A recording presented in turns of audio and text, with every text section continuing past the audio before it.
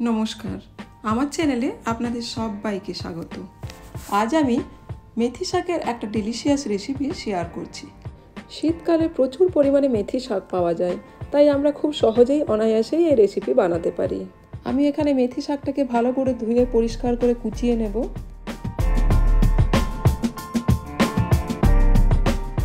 এবার আমি একটা কড়াইকে গরম করে নিয়ে তার মধ্যে 1 টেবিল চামচ ঘি আর 1 টেবিল চামচ সাদা তেল দিয়ে দেব। আমি এখানে তেল আর ঘি দুটোই নিয়েছি। আপনারা চাইলে শুধুমাত্র ঘি দিয়ে বানাতে পারেন কিংবা শুধু সাদা তেল দিয়েও বানাতে পারেন। এবার তেল আর ঘি ভালো করে গরম হয়ে গেলে আমি এর মধ্যে দারচিনি, লবঙ্গ আর এলাচ একটু দিয়ে দেব। এবার এই গরম মশলাটাকে একটু নেড়ে চেড়ে নিয়ে এর মধ্যে আমি কুচনো পেঁয়াজ দিয়ে দেব।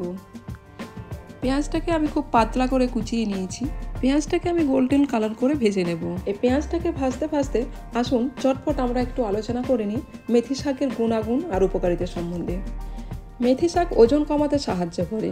কারণটা হচ্ছে মেথি শাক মানেই হাই ফাইবার, সঙ্গে আরও অনেক নিউট্রিশন। বেশি ফাইবার থাকায় অনেকক্ষণ পেট ভরিয়ে রাখে, ফলে এমনিতেই খাওয়ার পরিমাণ কমে যায়, ওজনও কমে যায়। এই শাক খুব সহজে কোলেস্টেরলের মাত্রা নিয়ন্ত্রণ করে, সুগার কমায়। যারা ডায়াবেটিসে ভোগেন তারা এই শাক খেলে উপকার পাবেন। অ্যান্টিঅক্সিডেন্ট আছে এই শাকের মধ্যে। ফ্রি র্যাডিক্যালের হাত থেকে রক্ষা করে, যেটাতে রোগ প্রতিরোধ করে। হজম শক্তি বাড়ায়। আমি এই পেঁয়াজের মধ্যে দুটো ফাইন চপ করে রাখা টমেটো দিয়ে দিলাম।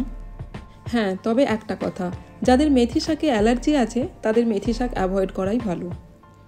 আমি এই পেঁয়াজ আর টমেটোর মধ্যে একটুখানি লবণ দিয়ে দিলাম, এতে তাড়াতাড়ি পেঁয়াজ আর টমেটো নরম হয়ে যাবে। এই টমেটো আর পেঁয়াজটাকে ভালো করে ভেজে নেব, একটু শুকনো ভাব চলে আসবে এর মধ্যে। তারপর এর মধ্যে 1 চামচ আদার পেস্ট আর 1 চামচ রসুনের পেস্ট এর মধ্যে দিয়ে দিলাম। রসুন আর আদা দিয়েও ভালো করে নেড়ে চেড়ে ভেজে নেব। 2 মিনিট মতো নেড়ে চেড়ে আমি এটাকে ভাজবো।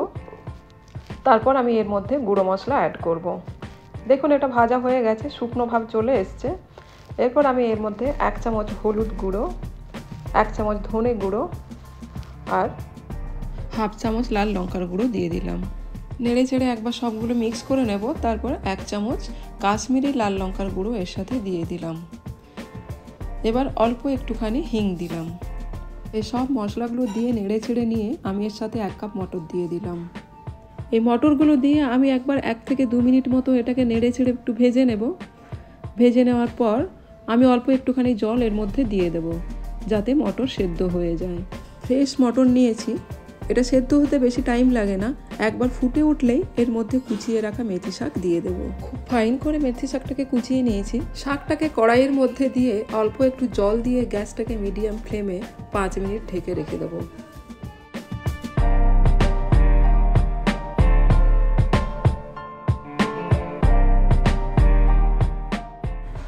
5 মিনিট পর ঢাকা খুলে মেথি শাকের মধ্যে পরিমাণ মতো লবণ দিয়ে দেব। ফ্লেভারটাকে বাড়ানোর জন্য 1 চামচ কসুরি মেথি দিয়ে দিলাম আর 1 চামচ মতো গরম মশলা দিয়ে দিলাম। গরম মশলার মধ্যে আমি দিয়েছি দারচিনি, লবঙ্গ আর এলাচ। এটা একটুখানি গুঁড়ো করে এর মধ্যে দিয়ে দিলাম। কসুরি মেথি আর গরম মশলা পুরো সবজির মধ্যে মিক্স করে নেব। তারপর গ্যাসের ফ্লেমটাকে অফ করে দেব। এবার সবজির মধ্যে ফ্রেশ ক্রিম অ্যাড করে দিলাম। এবার কিছুটা ধনেপাতা কুচিয়ে দিয়ে দেব। এই মেথি মটর মালাই খেতে দারুণ সুস্বাদু হয়, এর মধ্যে কোনো রকম তেতো ভাব থাকে না।